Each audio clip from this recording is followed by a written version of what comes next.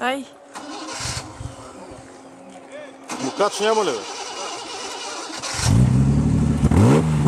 Ау! Показа си характера.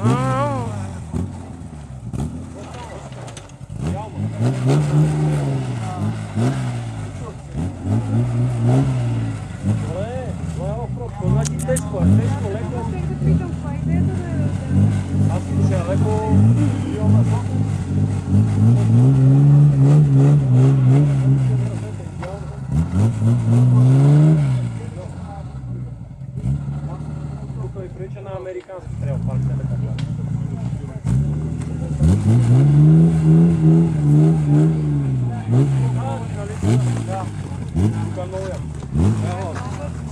Технично всяка.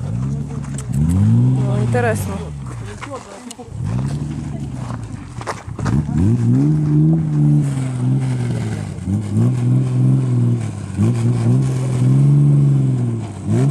А не трябва там да се седи, между другото.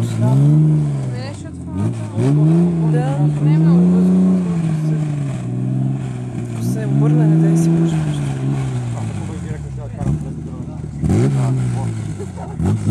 То няма какво да стане.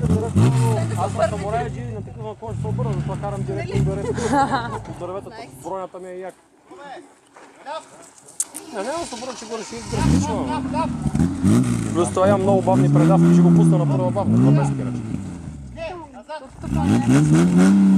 Обаче с Фордовия мотор по-добре. Руския мотор си е умряла работа. Или от пленската група там. Ай!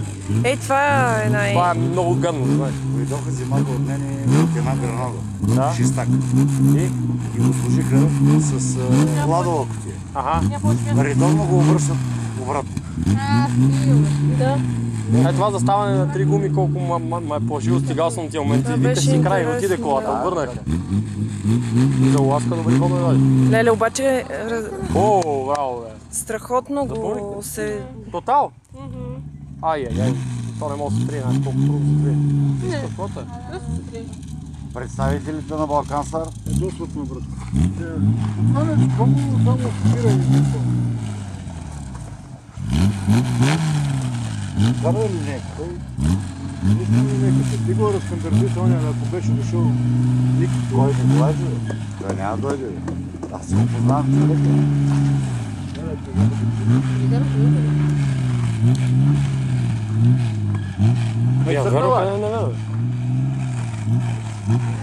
Там долу сега пак ще е интересно, ама няма да ми издържат джапанките. Не, слизам надолу. Това е там, като минеш най-вляво и надолу и си готов. А тя и стана интересно да ви кажа. Нещо му гасне мотора, бе. Това е на газ за това.